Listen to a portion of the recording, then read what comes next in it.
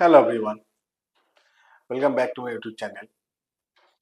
আমরা পার্থক্যগুলো নিয়ে আলোচনা করছিলাম যে একটা শব্দ কোন সেন্টেন্সে প্রেপোজিশন হিসেবে ব্যবহার করা হচ্ছে আর কোন সেন্টেন্সে অ্যাডভার্ব হিসেবে। আজকে আরো কয়েকটা উদাহরণ নিয়ে চলে আসছি এবং প্রেপোজিশন বা অ্যাডভার্ব শব্দগুলো কিন্তু একটু আজকের আলাদা। একটু লক্ষ্য করুন। 6 he jumped off the roof. এখানে আমাদের একটা প্রেপোজিশন লক্ষ্য করতে পারছি, সেটা হচ্ছে অফ।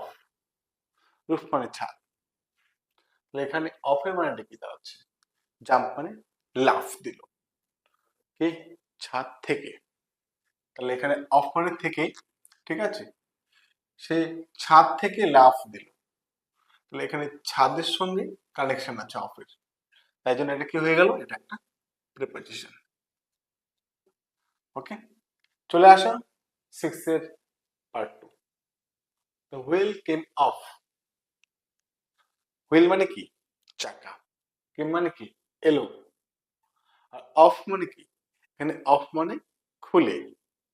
ঠিক আছে, দেখো এখানে এই অফ মানে যেটা পাচ্ছি খুলে, ঠিক আছে, সেটা কিন্তু একাই ব্যবহার হচ্ছে। হুম, সেটা একাই ব্যবহার করা হয়েছে, এরপরে কোনো এনপি নেই। তার মানে এটা কিন্তু একটা অ্যাডভার্ব। অ্যাডভার্ব কি? খুলে, চাকাটি খুলে এলো।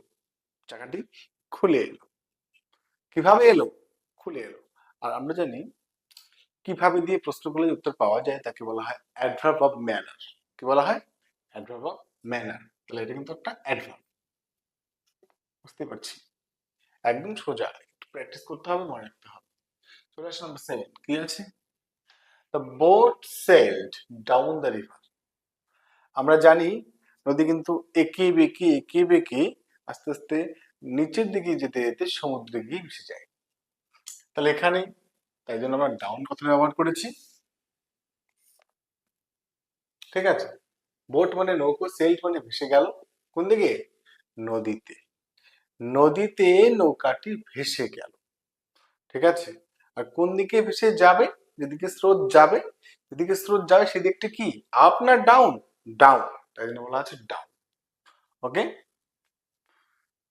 যদি এরকমটা হতো যে জল উপর দিকে যাচ্ছে, যদি সেটা অবাস্তব যদি হতো, তাহলে আমরা কি বলতাম? আমরা বলতাম up the river.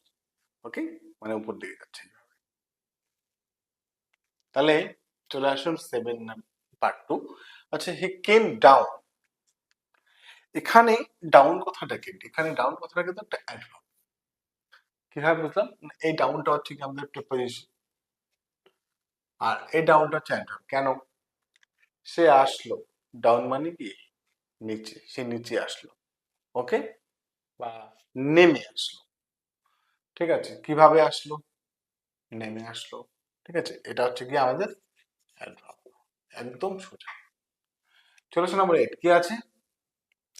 The thief hid behind the door. এখানে বিহাইন্ড কথাটা হচ্ছে কি আমাদের প্রিপোজিশন, এবং তার কানেকশন কার সাথে? দরজার সাথে, দরজার পেছনে। কে? চোরটা দরজার পেছনে লুকিয়েছিল। অলরেডি একটা পাস্ট টেন্স আছে, তাই জন্য। চলে আসুন 8 পার্ট 2, কি আছে? He left me behind. ঠিক আছে, এখানে মানেটা কি দাঁড়াচ্ছে? হি মানে তো সে, লেফট মানে চলে গেল, মি মানে আমাকে কি ফেলে রেখে বা রেখে, বিহাইন্ড মানে ফেলে। আমাকে ফেলে চলে গেল, আমাকে ফেলে চলে গেল, এই অর্থে। বিহাইন্ড মানে হচ্ছে কি ফেলে। ঠিক আছে, তাহলে এরপরেও কিন্তু আমাদের কোনো এনপি নেই, তাহলে সেটা কি হচ্ছে? এটা কিন্তু একটা অ্যাডভার্ব হয়ে যাচ্ছে। এর বানানটা কিন্তু ফেলে। হ্যাঁ, এটা কিন্তু একটা অ্যাডভার্ব। অ্যাডভার্ব, বোঝা গেছে? একদম সোজা কিন্তু।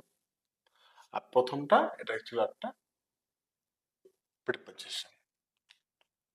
চলে আসো নাম্বার 9, কি আছে? The road goes through the forest. রাস্তাটা একদম বনের মধ্য দিয়ে চলে গেল। এই যে এখানে থ্রু যেটা আছে, কি করে ব্যবহার করতে হয় বলেছিলাম, ধরো এটা কোনো একটা জিনিস এখান থেকে শুরু করে এদিকে বেরিয়ে গেল, তাহলে এই যে এই সম্পূর্ণ অংশটাকে মধ্য দিয়ে গেল না, তখন আমরা থ্রু বলবো। মানে এদিক থেকে ওদিক পার ছাড় পায়নি।